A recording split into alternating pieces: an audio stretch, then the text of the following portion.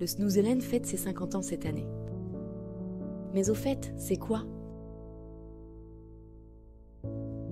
En 1974, Jan Hulseg, musicothérapeute, et Ad Verheul, ergothérapeute, développent en Hollande cette méthode de stimulation multisensorielle non médicamenteuse.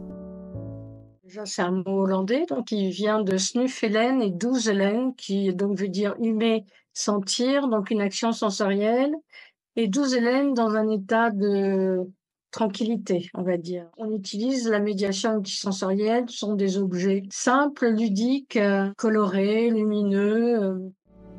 Lancé au centre Hartenberg à Ede, aux Pays-Bas, le Snooze Hélène permet à des personnes en situation de handicap cognitif et sensoriel de se détendre, de développer certaines émotions et de stimuler les 5 sens. On met en place ce petit matériel dans la chambre de la personne ou dans une pièce dédiée qu'on aménage avec du matériel fixe, matelas haut, colonne à bulles, fibre optique, projecteur au mur, au plafond, un peu de musique. D'abord développée dans le cadre du handicap mental, la pratique s'est étendue à la petite enfance ou encore à la gériatrie. Elle est arrivée plus tardivement en France.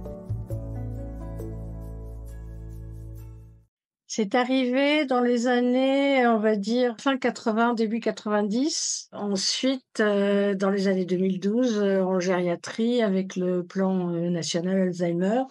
Et ça reprend pas mal en ce moment, enfin après le plan autisme.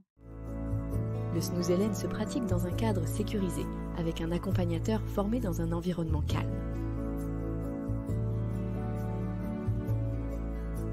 Les effets positifs sont nombreux. Diminue l'anxiété, les troubles du sommeil et du comportement, améliore le développement sensoriel, émotionnel et cognitif, optimise les liens relationnels.